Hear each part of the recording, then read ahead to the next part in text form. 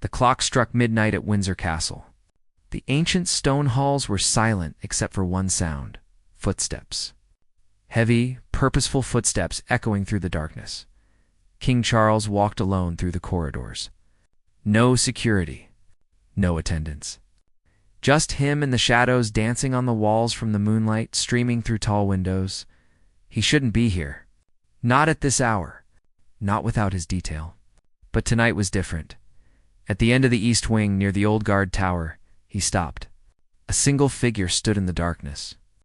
A royal guard, motionless, silent, the red uniform barely visible in the dim light. "Your Majesty," the guard said quietly. His voice was steady, but something was wrong. His hand trembled slightly at his side. Charles stepped closer. "You called for me." The guard's jaw tightened. "I did, and I wish I hadn't." Moment, neither man spoke. The weight of unspoken words hung between them like a storm about to break. "Show me," Charles said. The guard hesitated. His eyes darted to the corners of the hall, checking if they were truly alone. Then slowly he reached into his jacket and pulled out a folded piece of paper. Old, yellowed with age. The edges worn from being opened and closed too many times. Charles took it. His hands were steady, but his face changed as he read. The color drained from his cheeks. His breath caught. "Where did you find this?" His voice was barely a whisper. "In the archives, hidden behind a false panel in the tower. I was doing a routine inspection, and..."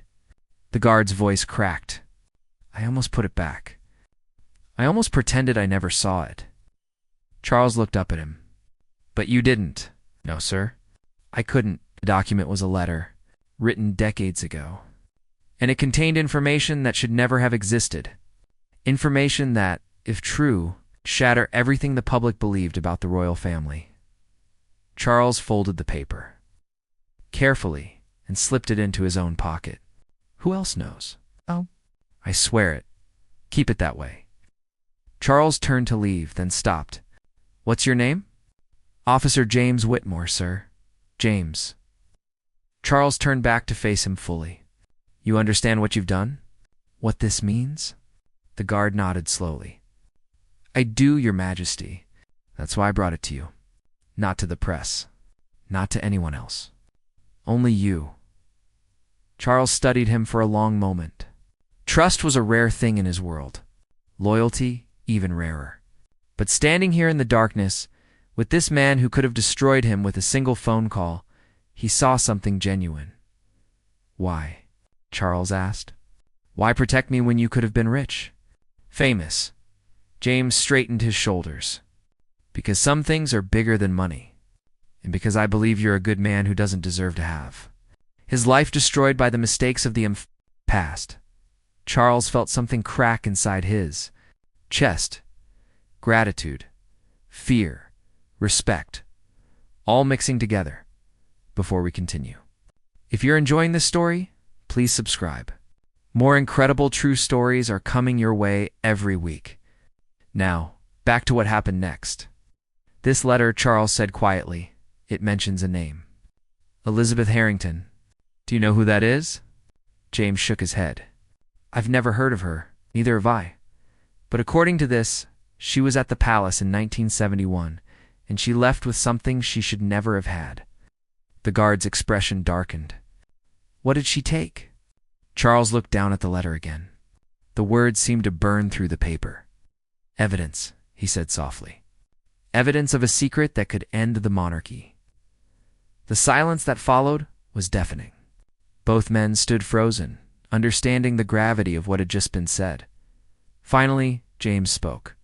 "What do you need me to do?" Charles met his eyes. "Help me find her, before anyone else does." 3 days passed. 3 days of secret meetings, coded messages, and Charles lying to everyone around him about where he was going and why. James had been given temporary leave from his guard duties. Officially, it was for personal reasons.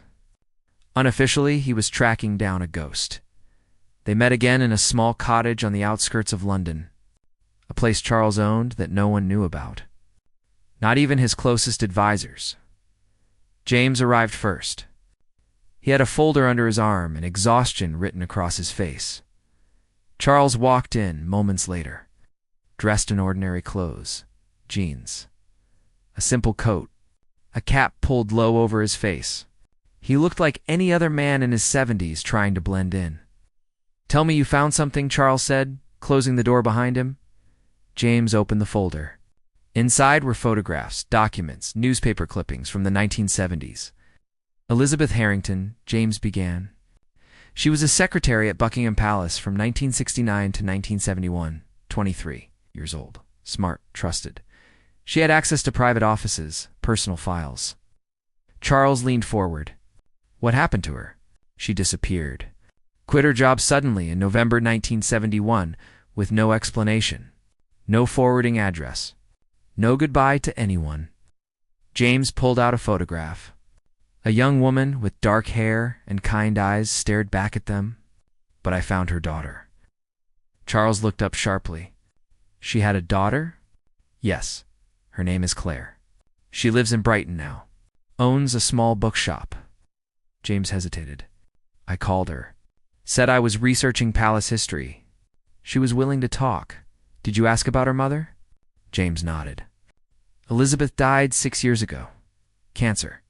But before she died, she gave Clare a box. Told her to keep it safe. To never open it unless someone came looking for the truth." The room fell silent.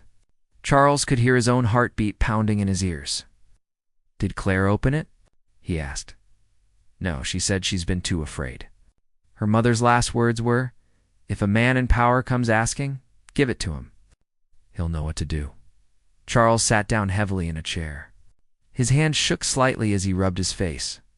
"She knew," he whispered. "Elizabeth knew that one day this would come back." James pulled out another document. "There's more. I found a record of a private meeting between Elizabeth and your mother, the late Queen, in October 1971. Just the two of them. No notes. No official record of what was discussed." Charles looked up. "My mother met with her." "Yes. And 3 weeks later, Elizabeth was gone." The implications hit Charles like a truck. His mother had known. She had confronted Elizabeth. And whatever was said in that room had made a young woman disappear for the rest of her life. "We need to see what's in that box," Charles said firmly. "I know." "But there's a problem." James's expression turned grim. "Someone else is looking for it too." Charles felt his blood run cold. "Who?" "I don't know yet. But when I was researching Elizabeth's history, I noticed someone had accessed the same archives just 2 weeks ago. They requested the same files. The same records? Could it be a journalist? Maybe, but they used a fake name and paid in cash. That's not normal." Charles stood up and walked to the window. Outside, rain was beginning to fall. The city lights blurred through the water on the glass. "If someone finds that box before we do," Charles said quietly, "everything ends. The monarchy, my family, everything we've built." James joined him at the window. "Then we move fast. I'll go to Brighton tomorrow. Talk to Clare. Convince her to trust us." "No," Charles said. "We'll both go together." James looked surprised. "Your Majesty, that's too risky." "If you're seen, I don't care." Charles turned to face him. "This is my family's secret, my burden. I won't hide while someone else cleans it up." The determination in his voice left no room for argument. "Right," James agreed. "Tomorrow morning, early. We'll drive down before sunrise." Charles nodded. Then he reached into his pocket and pulled out the original letter. He unfolded it and read it again, the words cutting deeper each time. "James," he said softly, "do you believe people can be forgiven for their mistakes? Even terrible ones?" James thought for a moment. "I believe people can change. And I believe the measure of a person isn't the worst thing they've ever done, but what they do after." Charles smiled sadly. "I hope you're right. Because if what's in that box is true, my family has a lot to answer for." That night, Charles couldn't sleep.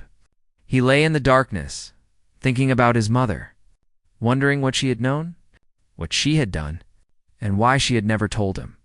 Tomorrow, he would find out, and nothing would ever be the same again. The drive to Brighton was silent.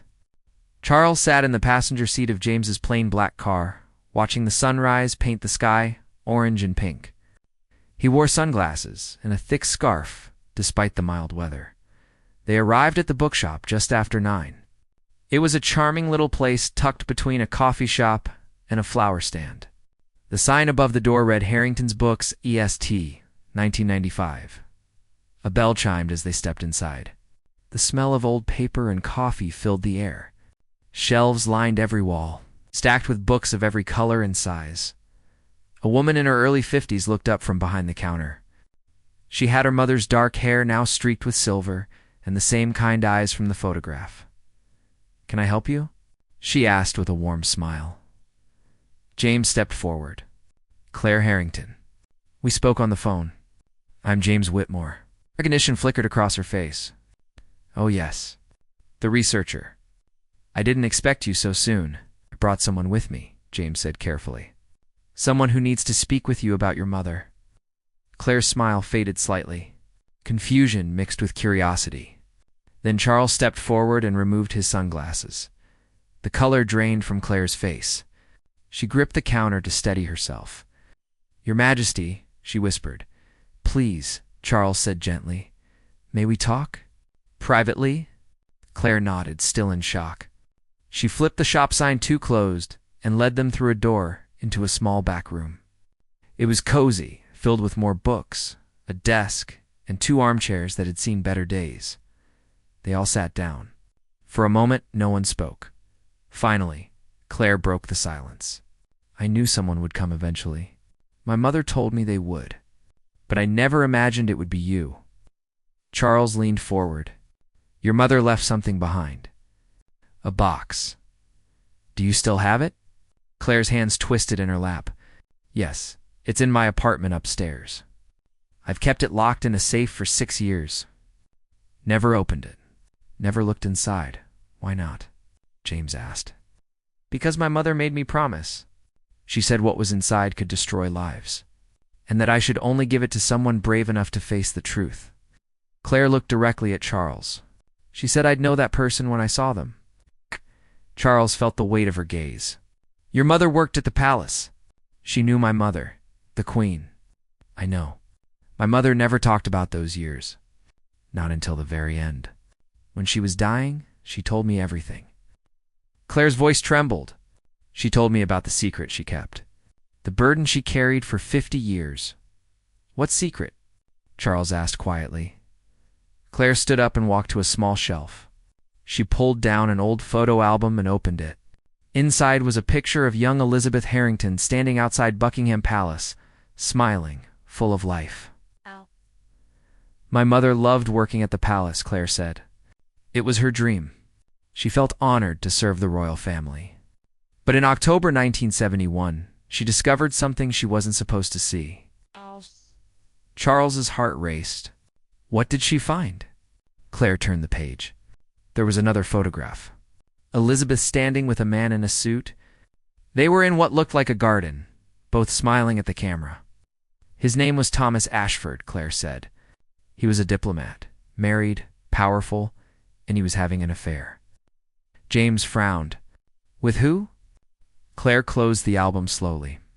"With someone in the royal family, someone whose reputation had to be protected at all costs." The room felt suddenly smaller. Charles could barely breathe. "My mother found letters," Claire continued. "Hidden in an office she was cleaning. Love letters. Explicit. Detailed. And they were signed." "Who signed them?" Charles asked, though part of him didn't want to know. Claire met his eyes. "Your uncle. Prince Andrew. Not the current one, his namesake. The Duke of Gloucester's younger brother who died in 1972. Charles felt relief and confusion all at once. But why would that matter? Affairs happened. They were covered up. Because Thomas Ashford wasn't just anyone, Claire said. He was a Soviet diplomat, spy. And your uncle was feeding him information. Classified information about government operations, military movements, royal schedules. The words hit Charles like a bomb. His uncle had been a traitor. A spy for the Soviet Union. James stood up abruptly. "That's impossible. there would have been investigations, arrests. They were supposed to be, Claire said. But my mother brought the letters to the Queen before anyone else could find them. She thought she was doing the right thing, protecting the family. Charles's voice was barely audible. What did my mother do? Claire's expression turned sad. She thanked my mother for her loyalty. She took the letters, and then she made them disappear.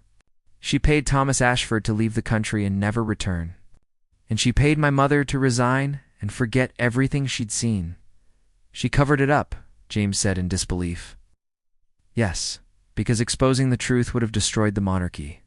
In 1971, during the Cold War, if it came out that a member of the royal family was connected to a Soviet spy, it would have been catastrophic.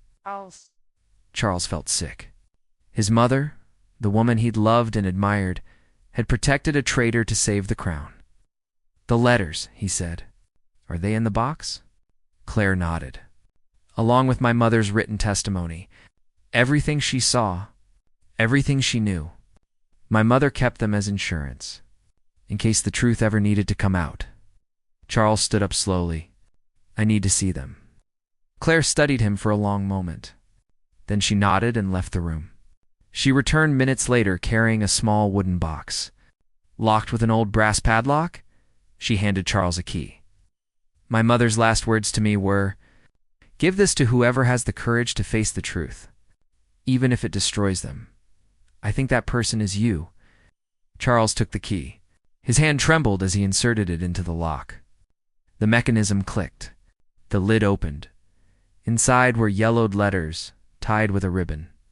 A small journal, and a photograph of a young man who looked hauntingly like Charles himself. James leaned in. "Is that my uncle?" Charles whispered. "Prince Andrew." As Charles lifted the first letter, the door to the shop suddenly rattled. Someone was trying to get in. Aggressively. All three of them froze. "Claire!" A man's voice called from outside. "I know you're in there." "Open the door." Claire's face went pale. "I don't know who that is." Charles quickly closed the box. "We need to leave. Now." The pounding on the door grew louder, more insistent. James moved quickly to the window and peered through the blinds. His jaw tightened. There are two men outside. They don't look like journalists. Charles grabbed the box and held it close. "Is there another way out?" Claire nodded, her face pale with fear. "The back? Through the storage room? It leads to an alley." They moved fast. Claire led them through narrow passages stacked with boxes and books. Behind them, the sound of breaking glass echoed through the shop. "They're inside," James said urgently. They burst through the back door into a dim alley. Rain had started falling again, making the cobblestones slick.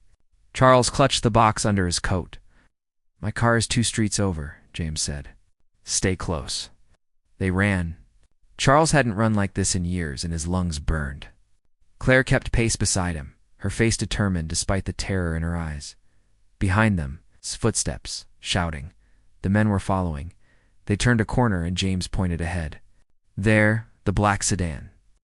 They reached the car and James fumbled with the keys. The lock clicked.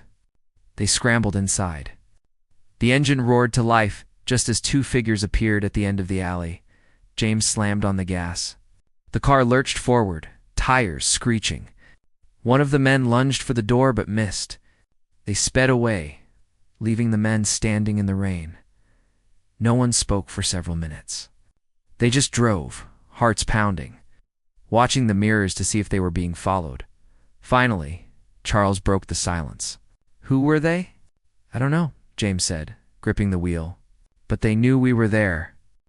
Someone tipped them off." Claire was shaking in the back seat. "What did they want?" "The same thing we do," Charles said quietly. "The truth. Or to bury it." They drove to a safe house James knew about. Small flat in a quiet neighborhood that belonged to a friend who traveled frequently. Once inside, they locked every door and window. Charles placed the box on a table. Under the dim light of a lamp, he opened it again and carefully removed the contents. The letters were worse than he'd imagined. Detailed. Incriminating. His uncle's handwriting was unmistakable. He'd seen it in family archives. And the information in the letters was devastating.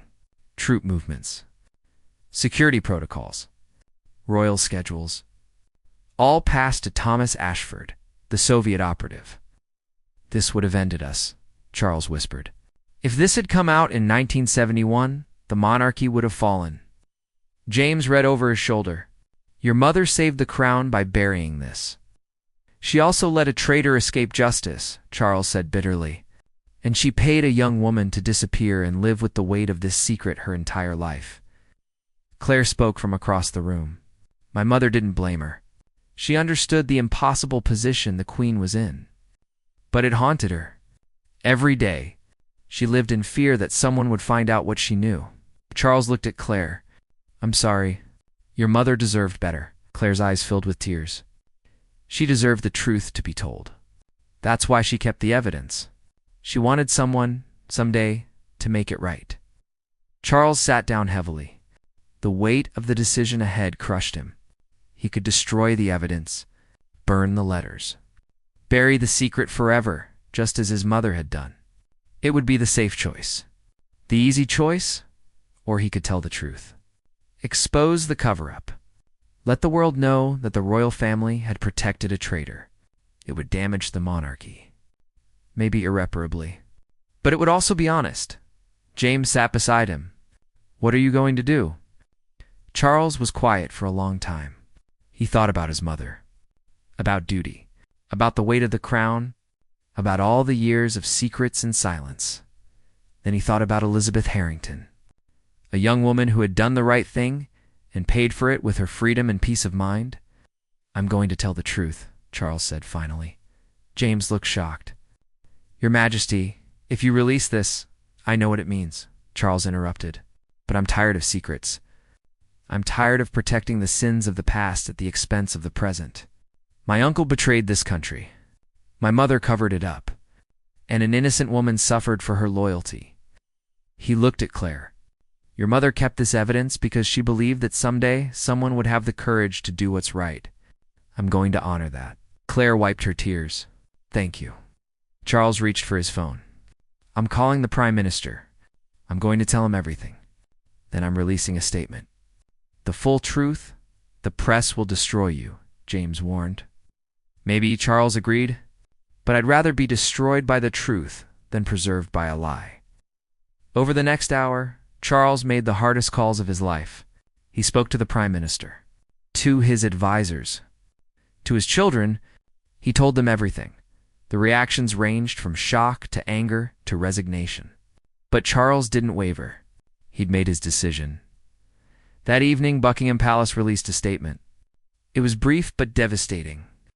It acknowledged the discovery of documents proving that a member of the royal family in 1971 had been involved with a Soviet operative. It confirmed that Queen Elizabeth II had known and had covered it up to protect the monarchy. And it apologized. The world exploded. News channels ran the story non-stop. Social media erupted. Some praised Charles for his honesty. Others called for the end of the monarchy, but Charles felt something he hadn't felt in years: peace. A week later, Charles met with James and Clare one final time. They sat in a quiet garden at Windsor Castle. The storm had passed. The sun was shining. "What will you do now?" Charles asked Clare. "Go back to my bookshop," she said with a small smile. "Live my life." Finally free of the secret, Charles nodded. "If you ever need anything, I know," she said. "Thank you, Your Majesty, for having the courage my mother always hoped someone would have." After she left, Charles and James sat in silence. "Do you regret it?" James asked. Charles thought about it. The monarchy would survive this, he knew. It had survived worse. But it would be different now. More honest. More human. Charles said. "I don't regret it. My mother once told me that duty means sacrifice. I always thought she meant sacrificing happiness. But I realize now it means sacrificing comfort for truth. Even when the truth is ugly." James smiled. "She'd be proud of you." Charles wasn't sure about that. But he knew Elizabeth Harrington would be, and somehow that mattered more. As the sun set over Windsor Castle, Charles felt the weight of the crown a little lighter. Not because the burden was less, but because he was finally carrying it with integrity. The secret that could have destroyed everything had instead set them free.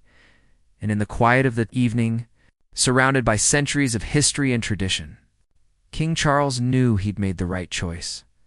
Sometimes the bravest thing a king can do is tell the truth. Asterisk.